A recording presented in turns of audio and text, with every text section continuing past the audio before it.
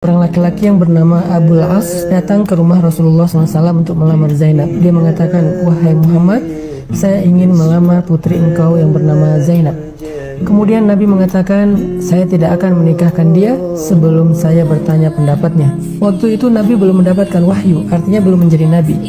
Zainab setuju dengan lamaran Abul As, maka menikahlah Zainab dengan Abul As. Selang beberapa lama kemudian, Rasulullah SAW mendapatkan wahyu dan dilantik oleh Allah sebagai Nabi. Setelah Zainab masuk Islam, Zainab pulang ke rumahnya, mengatakan kepada suaminya, "Wahai Abul As, sesungguhnya ayah saya adalah Nabi. Dia mengajarkan kebenaran tentang agama, bahwa tidak ada Tuhan selain Allah, dan dia adalah utusan Allah." Abul As kaget.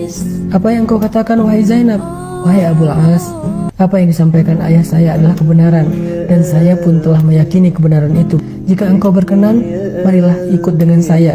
Kita sama-sama belajar tentang kebenaran ini." Kemudian Abul As mengatakan, "Saya tidak ada urusan dengan omong kosong ini.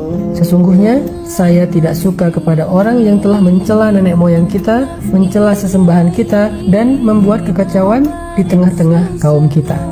Akhirnya Abul As membiarkan Zainab dengan agamanya, sedangkan Abul As sendiri tidak mau memeluk Islam. Kaum muslimin satu persatu berangkat berhijrah ke kota Madinah, dan yang terakhir Rasulullah SAW juga dapat perintah untuk berhijrah bersama Abu Bakar. Zainab bertanya kepada Rasulullah, "Ya Rasulullah, apakah saya perlu berhijrah ke kota Madinah sedangkan suami saya masih dalam keadaan belum beriman?" Nabi mengatakan, "Wahai Zainab, tunggulah, tetaplah kamu bersama dengan suamimu di kota Mekah." Akhirnya Zainab dengan berat hati pisah dengan ayahnya tercinta Rasulullah SAW. Selang setahun kemudian terjadilah perang Badar. Dalam peperangan itu Abul As keluar bersama dengan pasukan kaum musyrikin untuk memerangi Nabi SAW. Kita tahu perang Badar Allah memberikan kemenangan yang besar bagi kaum muslimin.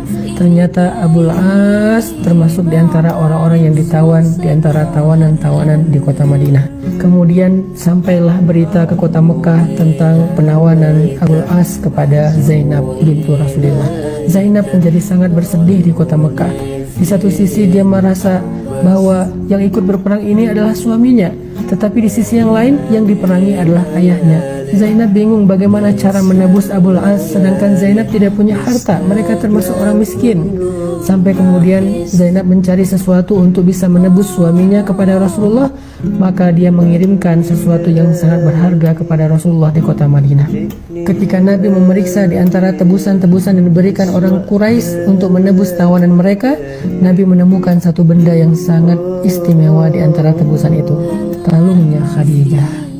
Ketika Nabi melihat ada kalung Khadijah di antara banyak harta-harta tebusan, Nabi mengambil kalung itu. Wajah Nabi kemudian berseri-seri. Nabi kaget, "Ini milik siapa? Ini milik siapa?" Nabi mengatakan, "Wahai kaum muslimin, siapakah yang memberikan kalung ini kepada kalian?" Orang-orang mengatakan, "Ya Rasulullah, itu adalah tebusan untuk Abul As dari istrinya." Nabi kemudian menitikkan air mata.